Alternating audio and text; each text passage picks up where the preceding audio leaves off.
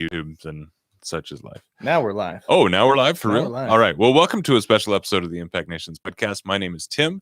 I am the acting CEO of Impact Nations. I am your host at the Impact Nations podcast. And today I'm joined by a very special guest who rarely makes an appearance. This will be perhaps the first time we've had a sighting.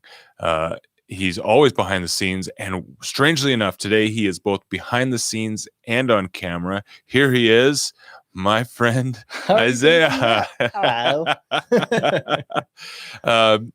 Isaiah is always in that booth when we're recording and broadcasting the Impact Nations podcast. And so if you're listening to this, you're going to miss out on some visuals. I apologize. You should check out the video on YouTube or Facebook. Because today we have a camera inside the booth with Isaiah. And so he's going to be pushing the buttons, making all the magic happen, and you get to watch him do it, which will be really cool. But Isaiah, why on earth are we here? What are we doing today? Oh, well, June was amazing. I mean, so the title of the video is The Most Amazing June. God has done just so much. Yeah. June is usually a pretty slow month, but this month it's flown by. Yeah. Each week there's something new, something exciting.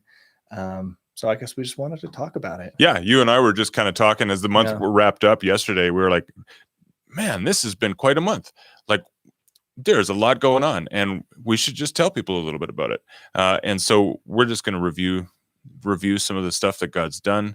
God has shown himself strong in really surprising ways again and again.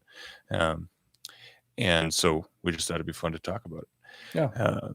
Trinity's texting me. He wants to know how we are. How are we doing? Trinity wants to know. I'm doing well. Oh, good. I'll let him know. I mean, I'll text him later. Texting, it doesn't make good TV.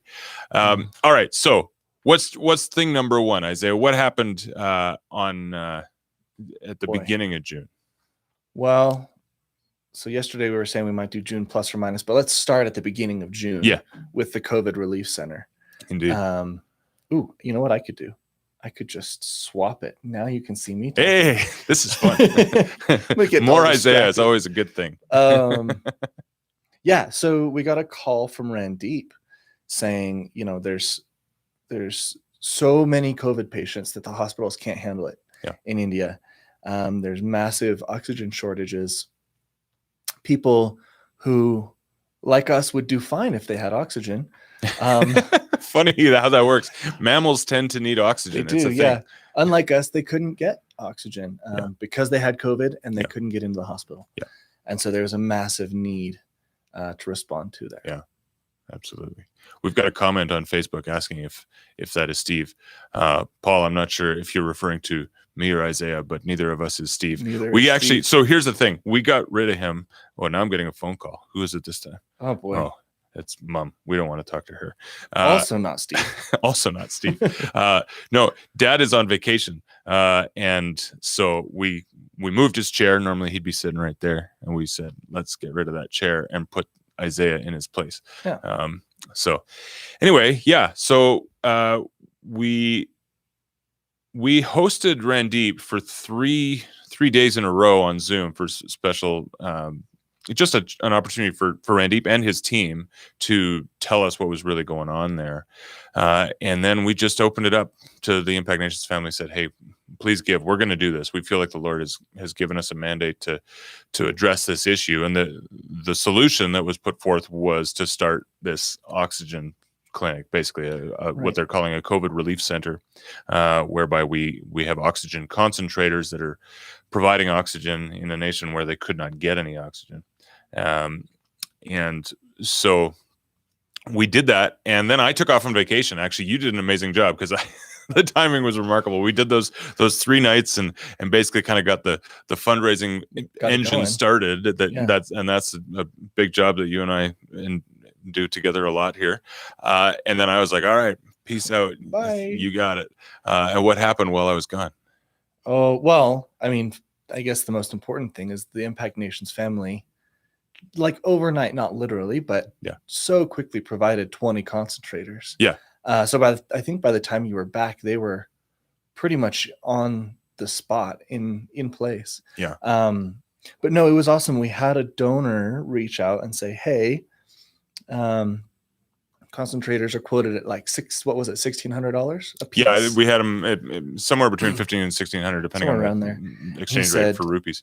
He said, I found these other ones for way, way cheaper. So maybe we should get the cheaper ones and it would reduce our budget. I mean, our budget was massive. Yeah. So that was fun for me. While you were gone, I was researching different concentrators. Why are these more expensive? Yeah. Why are those less? And your education is such that you were much better equipped for that job than I. I mean, my education certainly predisposes me to be excited about that kind of research. Yeah. So I'm a biochem major by training, I suppose.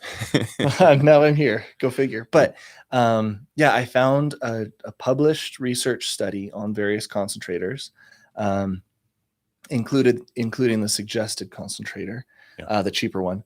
And it turned out that concentrators are super affected by humidity and heat, and I suppose this is not surprising, power outages. But there's more to say there too.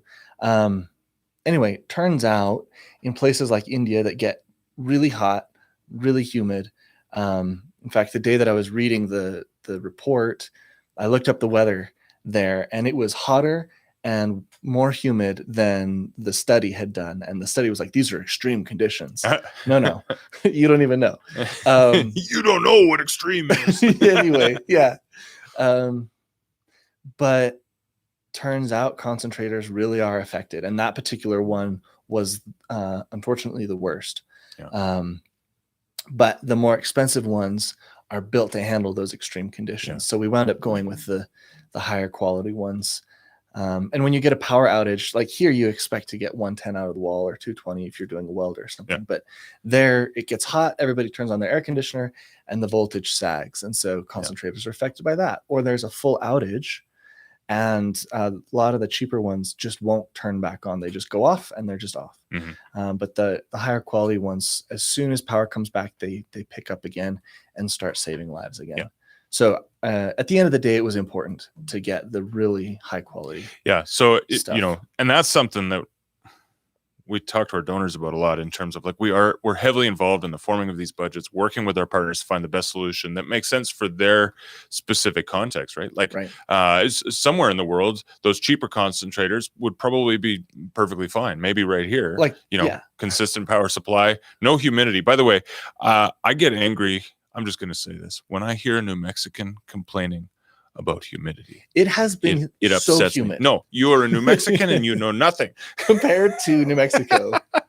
So humid. We live in the desert, Yes. friends. Okay, so if you're from one of those coastal areas like Florida or Pacific Northwest, Vancouver, Portland, Seattle, don't let any New Mexican talk to you about humidity. I'm just saying. We drove down to Ute Lake last week for the weekend, and we got out and we're like, oh, so humid. But I'm sure it doesn't even. You are silly people. Doesn't even compare. All right, so we do our research. You in this case did some great research, making sure that we were making the very best use of our money to buy the equipment that was going to best serve the people in that context. Right. So well done. That all happened while I was gone. When I got back, the money had been sent. I mean, the money had been raised, the money had been sent. All that happened in the week that I was gone on vacation. It was incredible. I think the total raise for this project was over $90,000 in the month of June, which is incredible. Concentrated. I mean, you can do the math. There's leftovers after the concentrators, and that's gonna cover the ongoing costs such as PPE and things like that. Yeah. The cool thing too is that they're feeding families. So India has, one sec, let me just check. I brought my computer here. Let me just quick pop over to our meal counter. We keep track of every meal. We get our partners to estimate how many meals they provide, and so like last year in India they provided 604,917 meals. Our total count last year in 8 different nations was over 1.5 million. This year in India, they just continue to go and go and go. They're close to 500,000 meals in India this year, all as a result of the Impact Nations family just providing for them. But they've set up a feeding station right outside of this clinic. You got some video of this clinic, by the way? I don't know. Maybe you can. Yeah, you heard that kind of bit of and you could kill the audio probably Yeah, just so I'll we can top get some that audio. visuals. But yeah, let me swap over. We'll just here and talk get you- over. Bear with us as we multitask and figure. Yeah, there we go. And I'm gonna do it in this way so that you can see me flipping through. Sure. Yeah. So this is them unloading the concentrators. Yeah. So that's 20 concentrators brand new in the box. The hospital that we brought these to, by the way, so this is one of the cool things too, in a second, right here, this facility was provided to us for free. This facility had been actually praying and asking God to send help. They didn't have oxygen. I think what Randeep told me, or no, it was Meenakshi. She wrote you the other day and said, and you can keep cycling through those images, but she was saying that hospital had been turning off oxygen throughout the day because they didn't have enough. So I'm not sure if they had like a central supply that they were turning off or if they were running around from bed to bed turning it off. I'm not really sure, but they were basically rationing oxygen because they had the big tanks, right? So the limited supply. Whereas this setup, these concentrators supply a constant supply of oxygen. And so you can see that it's so cool, right? Like there were already patients in the beds because they'd heard the concentrators are coming. They were driving up from Delhi. And so they're getting patients into the bed ready to go. They're unboxing concentrators, getting them set up for the patients right there. And then they watched as patients' oxygen levels jumped from a dangerous 85% all the way up to 98%. We've got video of that doctor talking about just the miracle that this provision was. So anyway, that's what happened in India. And so one of the things though was the budget. You were trying to, originally you and one of our donors were working trying to find a way to cut costs with the concentrators, and that didn't work out. We just talked about that. But it turns out our budget actually came way down because of this facility, right? Right. Well, and so I think when we first got the call from Randeep, we were like, we've never started a hospital. And we were pretty skeptical about it, actually. But getting to partner with them, they have oximeters. I think that's right. The way you say it, right? So you measure how much oxygen the person has. They have sanitizing machines. They have a whole bunch of things that we were gonna have to buy in bulk, and they're not cheap. But because we're in that space, that brought the budget down a lot. So we're gonna be able to do a lot of good. And there's patients coming through there. We got 20 concentrators, so 20 patients at a time cycling through. And the cool thing is it's in a hospital. So originally we were expecting we'd have to set up either in the church, which is on the other side of town, or in a community center, something like that. But now, because they're in the hospital, doctors can come around and make the rounds and check on these patients as well. I mean, we've got our own volunteer staff, but the doctors can check on any acute cases. And when a bed opens up in the hospital, they can just get them down the hall and get them there. Right. You don't have to put them in a taxi and hope that they get there before somebody else. So, and that's another savings too, right? Because we were going to have to be paying for transportation, be taking people to and from the hospital and all those things. So, and of course, just in terms of the amount of time, it's life-saving because you don't have to put a sick patient in a taxi. Right. Which is, by the way, where they were getting treated. We saw a video when we had that time with Randeep. We were seeing video of patients in the back of cars, in the back of what they call an auto rickshaw, which is like a little motorcycle, tricycle sort of public transportation thing. So this is a pretty serious upgrade. All right. So that was India. Anything else to say on India? Well, I mean, I think a lot of people have heard it, but 20 concentrators doesn't mean 20 people. Right. 20 concentrators means the capacity to cycle through a lot of people every day. We should find out. I wonder if they've got a count for us of how many patients have benefited. We should ask. So far. We need to find that out. I asked Randeep earlier this week. I said, 2 weeks ago you looked exhausted, like I was worried for you because you just looked so tired. I said, are you tired now? He says, this is a good kind of tired. He says, we're busy serving people, but it's a good kind of tired. It's awesome. It's awesome. All right. So that was, I don't know. We got that great news of the hospital and everything late last week, I think it was. And then by Friday afternoon, we were starting to get word from Uganda that there was trouble. Yeah, I mean, so yeah, the weak line, I don't know. But yeah, so in Uganda, we had heard in India that there was, the way Randeep said, it was a tsunami of cases. Yeah. And then our friends in Uganda started calling saying, guess what? There's an oxygen shortage. People are Yep. dying. There's no oxygen. There's no food. We're going to go into a lockdown. So victory in India, and then right back into another. Yeah, the kind of thrill of situation. victory, the agony of defeat, as they say. So I think the biggest thing there was feeding people. Yeah, and so like this is one of the things about Impact Nations too, is we try to stick to what we know, and we try to stick to what our partners have strengths in, what their capacity is, right? So, in India, we have quite a few medical professionals on our team. We've done a lot of journeys of compassion there, and they've done medical missions to Nepal and stuff as well. So they've got a really solid medical team. Whereas in Uganda, that's not our forte, I would say. There are some medical things, and we'll talk about that in a second. But Yeah. I would say our biggest success in Uganda in the last year has also been feeding. And I'll quick check my chart and let you know how many meals we've done there too. So the first person we reached out to for feeding was Richard. Richard is the leader of Hope and Care Ministries. He's one of our longest term partners, and they fed last year. Hope and Care Ministries fed 238,000 meals. 238,011 meals.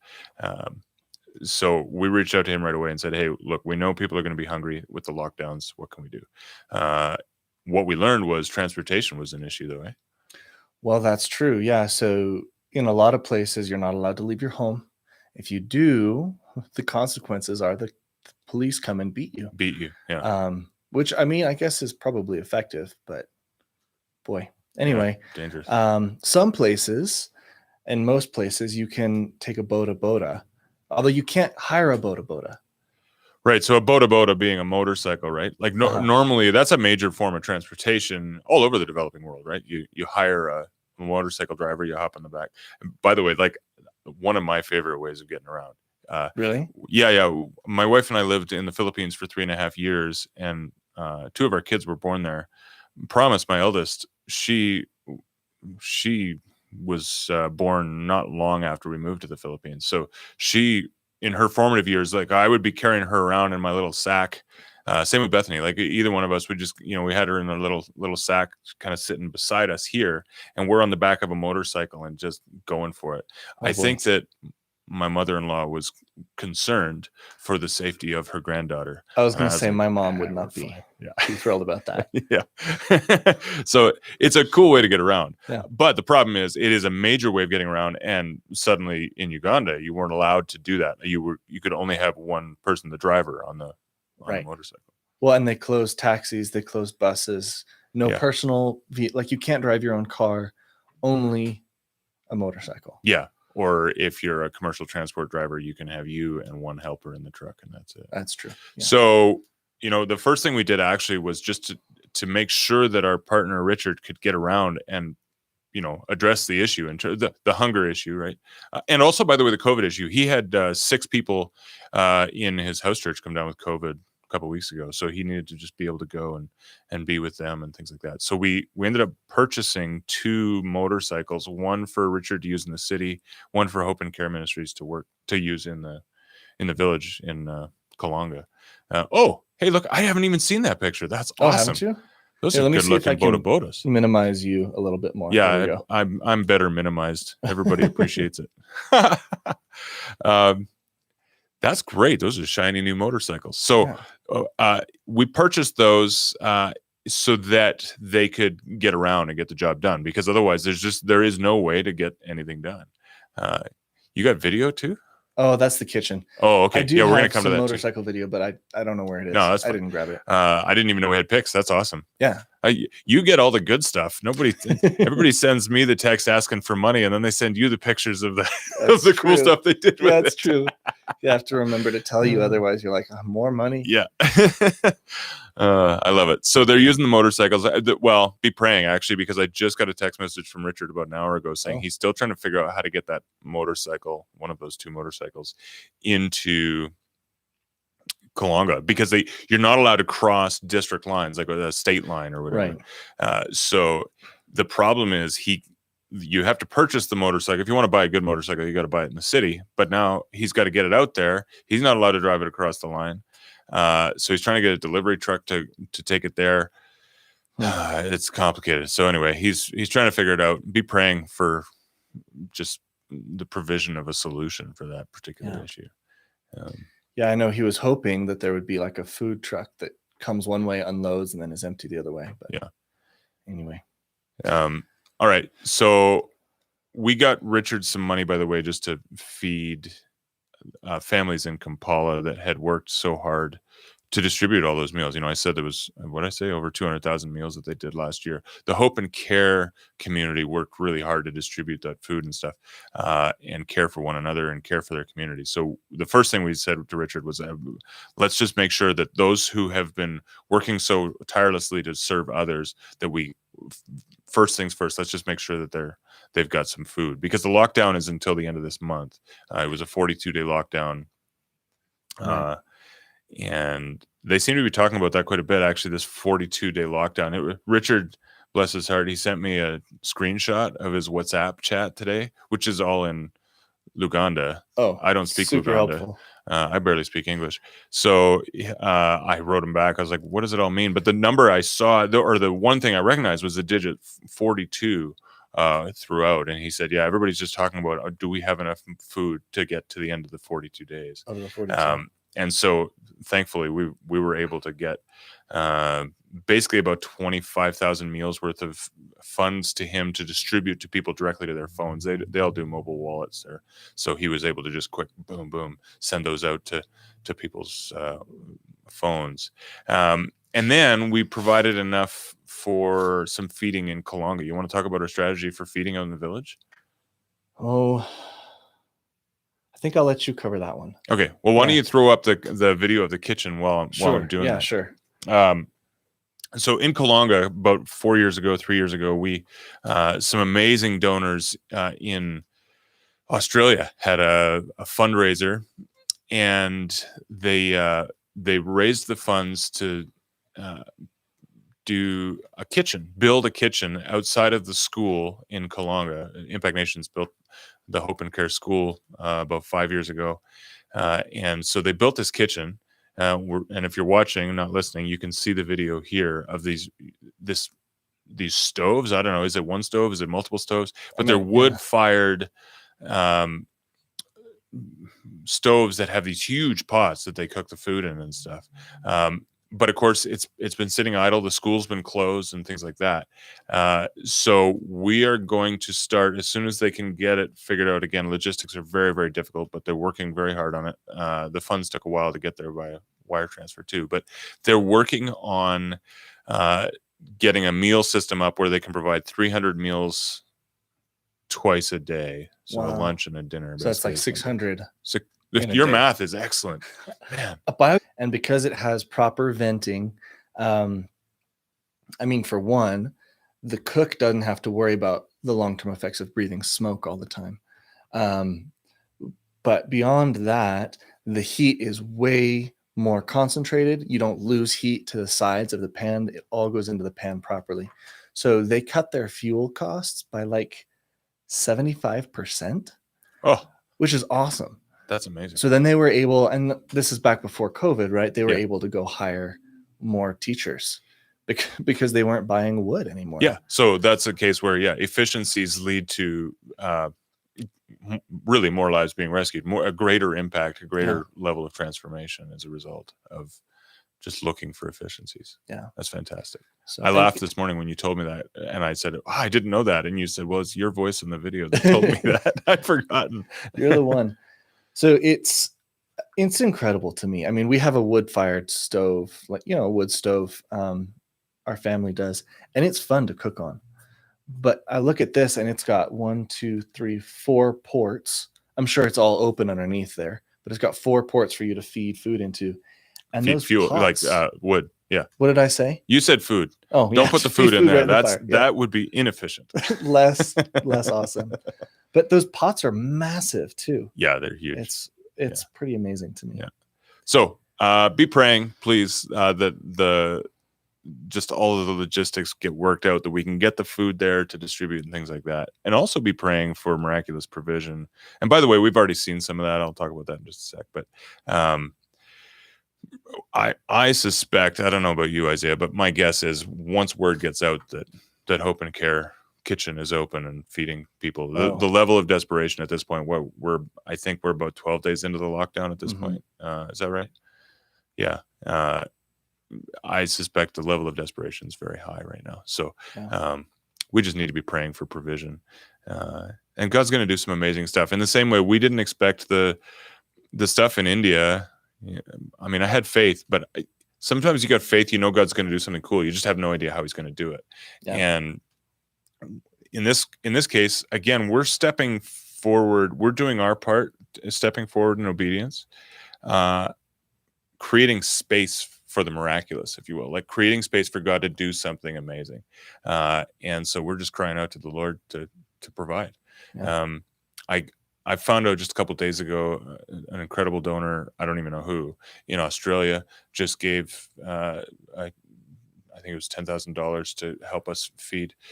So I got that email today that we're working on that. That's huge. Yeah, it's massive. So there has been provision. Honestly, you said, I think you labeled this video as the most amazing June. It's true, actually. I'm pretty sure this is just in terms of the throughput, revenue and money going out towards projects. This will be the biggest June Impact Nations has ever had. And I want to talk about that for a second, actually, just in terms of throughput. When funds come into Impact Nations, we work really hard in these cases, especially the relief stuff where there's an immediate need. We work hard to just get it right back out again. I should say 100% of the donations for our feeding programs and 100% of the donations for that COVID relief center went straight out to the program. They continue to go straight out to the program. We don't withhold any of that for credit card processing or project management, anything like that. So when you give, you can be confident that if you give today, that's going to be food on somebody's table within a few days. I'm frustrated because we're seeing some slowdowns with the wire transfers and stuff right now. But I mean, we send it out as quick as we can, and as soon as the banking system catches up with us and the partners can receive the funds on the other side, it becomes relief. So. Yeah. And the other thing is when you give to where most needed, I think this is really important too.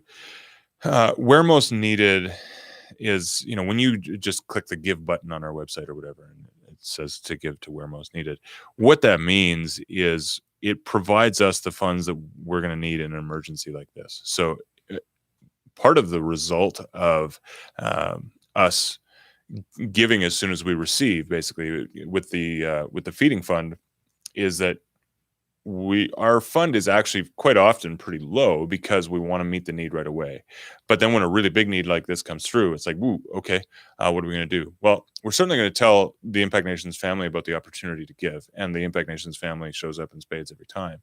But the cool thing is that Where Most Needed fund really helps us to be able to respond immediately. So we were able to go, motorcycles, food, let's just do this thing. And we'll figure it out later. Right. We'll just see what God's going to do. So when you give to where most needed, that really helps us to just get the job done. Yeah. What about Trinity? What's going on with Trinity right now? Let's see here. So Trinity. Yeah. For those who don't know, if you're new to Impact Nations, Trinity is our friend in Kampala in Uganda as well. Still Uganda. Still Uganda. He's got a whole bunch of different operations, both for-profit, not-for-profit. He's a remarkable guy who was like one of the top 20 entrepreneurs listed on some list last year. He's amazing. That's globally, by the way, not in Uganda. Yeah. But one of the programs that we've been funding is the Elevate School, which teaches web development, graphic design, video editing, all those sorts of things. But he's in Uganda, so they've got a lockdown. Yeah. So I heard about that. My initial thought was, well, there goes the Elevate program again. He's got was he got like 100 students. I think I have a picture, not of all 100 of them, but of a lot of students this year. So I was pretty bummed when I heard that the lockdown was coming and that was going to perhaps have to end. But he didn't. He found a way around it. Yeah, he kept going. Go ahead. Because last year they were clever. They switched to online learning. They did the best they could. They had 20 computers, so they provided those to 20 students. There they are. Look at those amazing students. Get rid of. That photo was taken a month or two ago, before they knew what was coming. Yeah. But yeah, he's got 100 students enrolled this year, so they couldn't do the online learning thing. He said, we're going to lose too many people if we switch to online learning. We got to stay in contact with these people. We've got to give them something to hope for every single day, something to work towards. So what's his solution? Yeah, so he broke it. He took 100 kids and he broke them into groups of 10. And so 10 kids come in and they have class time, and then you've got to leave a little margin, a little buffer for the 10 to leave and the others to come. Yeah. Because they can't be because they got a social each other. distance the whole time. Yeah. Right. And then you do the next 10, and then you do the next 10 until you get through all the kids. Are they doing all 10 groups every day? I don't think so. I think they've spaced it out to a few times, like maybe 3 times a week or something like that. Well, okay. No, maybe not. I don't know. To be honest, like things were moving so fast. I said to him earlier this week, I said, how are things going? He says, well, we've just spent the last 3 days basically trying to come up with the plan, with the schedule, and reaching out to each student to say, okay, you're in this group, you're in this time slot, and things like that. So they can keep going. They've got an amazing school, by the way. It's just, look at how much fun they're having. Oh yeah. And so the kids, I mean, they love talking about it. We get report videos. Yeah. And they're so excited. Report videos that they're making too, right? Like this is one of the cool things. Is part of their classwork is making videos about their classmates and about their class. I think that's one of the best parts. Yeah. And they do work. I just got work from them this morning, design work, because these guys, usually it's typically graduates of this program that have been hired by his for-profit company, Era 92.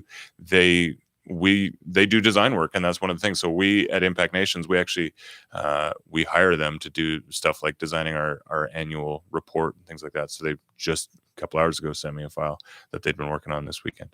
I think it's fair to say you can too, right? Like if somebody wants design work. Yeah, that's a cool idea. That's a good point. Yeah, if you need design work, if you need like a simple website designed or something, not even simple. Our website, if you go to impactnations.com, I hope you like it. I'm really proud of it. Isaiah does a heck of a lot of work upkeeping that thing and everything, but is upkeeping a word? That's not a verb. What, I apologize. upkeeping? I feel shame. I don't know. Maintaining. But,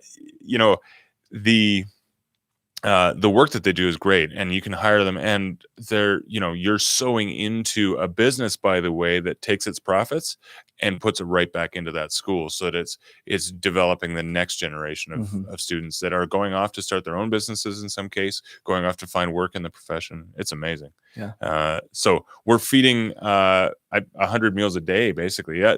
So they are seeing all 100 students each day, because we budgeted for 100 meals each day. To so feed them. While they're at school, they're getting a meal from Impact Nations. And that's a great way to get the students there during lockdown, when things get a little bit harder and social stresses go up, saying, hey, come, we will feed you. Yeah. I know I go to soup night with my family every week because there's free food. I'm going to tell your mom that the only reason you like to hang out with her is because she gives you free food. No, it's my mother-in-law. But it's your mother-in-law. Okay. It's a joke. She's the one that actually started it. And she said, it's a running joke, but no, we love our family. We love hanging out with them. Yeah. Don't get me wrong. I don't want to get you in trouble. Yeah. But interestingly, most of Trinity's work, his business, has been built in Uganda. And like so their customer base is in Uganda. Customer base is in Uganda. Yeah. So when the lockdown came, those businesses closed. They needed less work from him, and his income sources, which then feed the Elevate program and support that, kind of dried up. Yeah. So I guess that's, again, another thank you for where most needed. Indeed. Like we didn't expect it, but he had some needs come up because of that. Yeah, it's true. And, even the way the schedule is working now, they've had to slow things right down. So a program that was going to be done by, midsummer, I think at the latest, is now going to extend right through to at least September. that we know of, just because they can't teach as much in a day, right? Those teachers, man, they'll teach these 10 students, and then, all right, you guys go bring in the next students, and they teach the exact same lesson again, or everything gets slower. So there's additional costs from that. There are fewer funds coming from his for-profit business because the Ugandan marketplace has dried right up. So that's another thing where most needed, we're able to fund that. But if you want to learn more about our skills and business programs, by the way, hey, we got somebody watching from India. Hello, sir. We've got a great again, our website's just awesome. If you head to impactnations.com/skills, you can learn all about our skills and business programs. And so maybe that's a good transition for us to talk about Annabelle, because this is another thing, and this is hot off the press. Nobody's heard this yet. So hold on to your hats for a very cool story. But one of those things where God did something we weren't even expecting. Like, we were praying for God's provision, for his blessing, all those things in Uganda, praying for this nation that is facing a very serious crisis. And God just kind of brought this blessing completely out of the blue. It's almost just like it's just a reminder that, man, God is with us. He's watching. He cares so deeply about his kids, So what is it? I don't know. What's the question? So you're alluding to what? I know. I'm teasing it out. So here's the thing. A couple days ago on Tuesday, Mom came into my office holding her phone, and she had just received a voice memo from Annabelle. We get a lot of voice memos, especially from Annabelle. She's big on the voice memos. So she left it's like a 12-minute diatribe on this amazing opportunity that she had. They had found a property that became available for rent, for lease, that was absolutely perfect for their shelter and the School of Purpose. The Remnant Generation, if you're new to Impact Nations, the Remnant Generation has been around for a long time, caring for teenage girls who have suffered abuse, typically at the hands of a relative, have been violated, in many cases as a result of become pregnant, and they have no means. They are ironically kicked out of the home for their shameful behavior, which is just horrendous, awful. Many times they're found to be homeless, pregnant, alone, no recourse. They don't know what to do. The Remnant Generation scoops them up, brings them back to their shelter. They call it the Princess Shelter, and provide for their needs. Impact Nations actually just in May, so just coloring outside the June lines for just a second, just in May, Impact Nations, the Impact Nations family funded 100 girls for the year. We're going to be able to get 100 girls through their pregnancy in terms of their entire medical costs. So prenatal examinations, vitamins, labor and delivery costs, all those things. So the shelter is where that happens a lot of the time. And then also at the same time on that same property, we've got the School of Purpose, which we started 4 years ago, which trains up these young women. Annabelle, we'd done a very small project with her where we helped to get some more beds in this shelter because they had bedrooms but didn't have enough beds. So we got some more beds so they could take care of more girls. But she came to us 4 years ago and said, the problem is once these girls kind of graduate out of the shelter in terms of, their baby's been born and things like that. She says they have no education. They have no recourse. We don't know what to do. And so she came to us with a proposal for something called the School of Purpose. And so we actually, 4 years ago, we built these temporary structures out on the front yard of the shelter. Anyway, she came to us this week. She sent Mom a memo saying, we just found a property that is perfect for the School of Purpose and the shelter. It is right next door to our offices, so it'll bring efficiencies, and the property is a third of the price of what we're currently paying. And it's bigger. Yeah. Like 7 a lot bedrooms, bigger. I think, right? Yeah. So you want to hit play on that video? Sure. Yeah.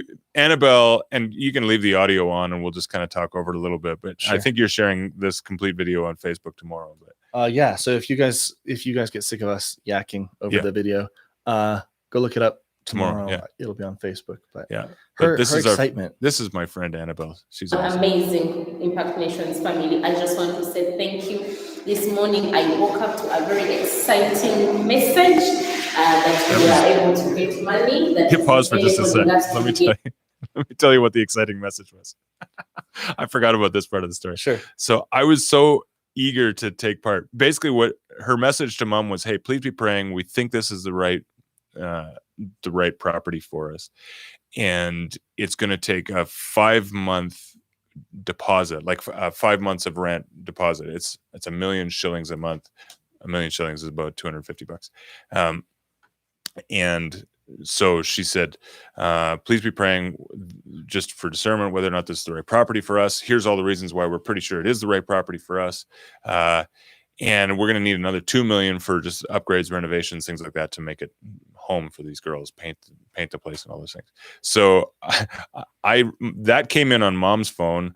Mom brought it into me. I sent her a voice memo from my phone on WhatsApp saying, hey, just heard that memo. This sounds amazing. Here's a couple of questions. I want to know, can we move those temporary shelters from the one property to the other so we still got space for the school of purpose and things like that. But she didn't get back to me. I didn't hear back. So then I typed at her. I was like, hey,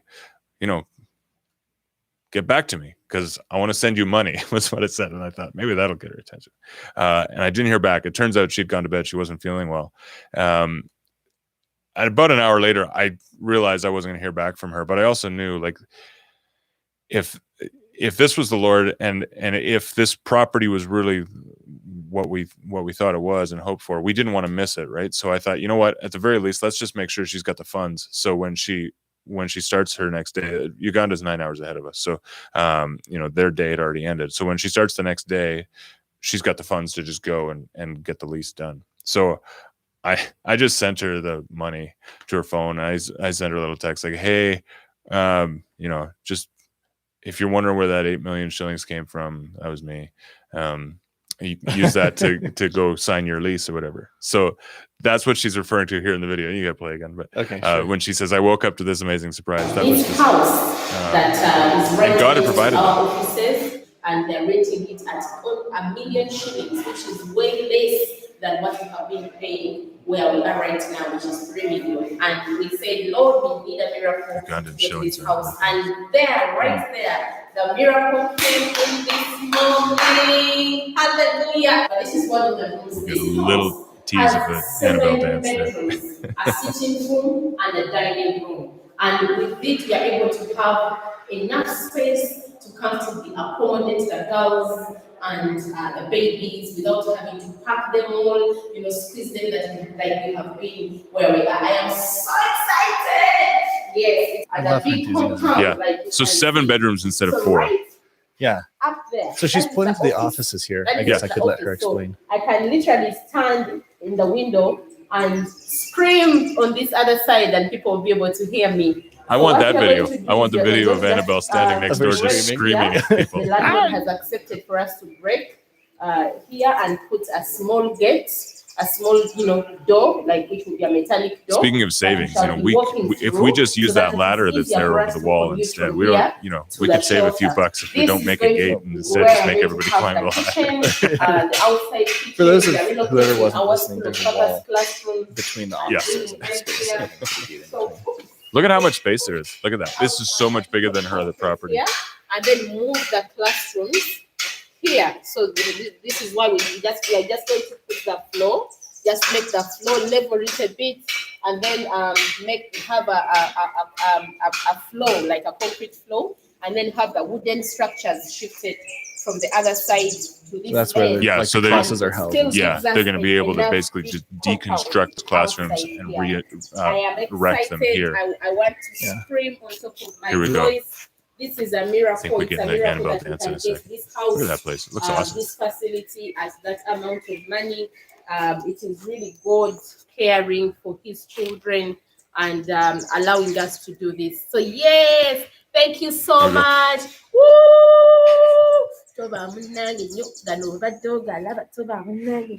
Poor audio listeners missing out. Yeah, Thank you, and God bless you so much, all our friends and more partners. motivation to become a subscriber on YouTube instead of just on the audio podcast. Because There every we once in a go. while you need those visuals. That was awesome. I love Annabelle dances. What provision came right out of the blue? We Mhm. didn't know. Those were funds that were available for the School of Purpose. We were able to send them right away. Just thanks to, again, our amazing Impact Nations donors. So that was kind of the last thing that happened in June. Like that happened just yesterday on June 30th. It was a pretty cool way to bookend the thing. Oh, your camera just There died goes my finally. camera here. Yeah, I'll there's a reason we use that as our B camera. turn that off. Yeah. Pardon the squeaky chair moment. But anyway, that was June. I don't know. Anything else to say, Isaiah?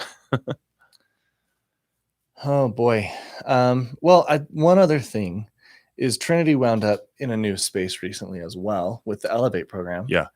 And unfortunately wasn't able to get out of his previous lease, which turned into a huge blessing. Because he's rocking 2 properties at the same time right now. Yeah. Yeah, So which we thought was annoying, but it turns out when social distancing is important. So he's running 2 programs in 2 different spaces, which he wouldn't have been able to do. If he was in one space, he wouldn't have been able to do that because Right. it would have been too crowded. So he's doing the Elevate with the youth, doing graphic and web design and photography in his new space. And then he's got single mothers basically in the other space. He calls it Us for Women, and doing training with them. So God is good. God is on the move. Continue to pray for the nation of Uganda. Continue to pray for India. I talked to Randeep earlier this week, not just to tell him about my sweater, but also to tell him, or just to find out how we can be praying for him. He said they're very concerned that a 3rd wave of COVID is coming and is going to be hitting the kids specifically. So be praying for that nation as well. But praise God, because he's on the move. Amazing things have happened in the Impact Nations world in just 1 month. Definitely the highest impact June we've ever seen. So praise God. And thank you. Yeah. And thank you. Thank you, donors. Thank you. You're amazing. Thank you for praying. Thank you for giving. Thanks for being a part of this family. Thanks for hanging out with us on the podcast. Apologies. I see this is running almost 50 minutes and I thought it was going to be 15 minutes. But anyway, I thought it'd be fun for you to see Isaiah, who you can no longer see, but you got to see him for 45 minutes. So I think that's all I have to say. How about you? I think that's all. All right. Awesome. Well, God bless you. And hey, join us for the regular Impact Nations podcast, not these silly bonus episodes, but we're in the middle of our teaching on Matthew, and that'll resume this afternoon, Thursdays at 3 p.m. Mountain Daylight Time. You can see that on Facebook Live, on YouTube Live, or after the fact on YouTube. Or if you subscribe at impactnations.com/podcast, you can get that the audio delivered to your device too, just like this audio is being delivered right now. I mean, we're live on YouTube right now too. So you could subscribe right now, right? Hit the subscribe button, hit the bell. Subscribe, bell. And then as soon as the podcast goes on this afternoon, you'll get a little notification on your phone. So I've got one on my phone right now saying that we went live 47 minutes ago. So there you go. I'm subscribed. What about you? What's your problem? All right. That's it for now. God bless you guys. Thank you so much for joining us. We'd love to hear from you. Write to us, podcast@impactnations.com. Until next time, have a good week.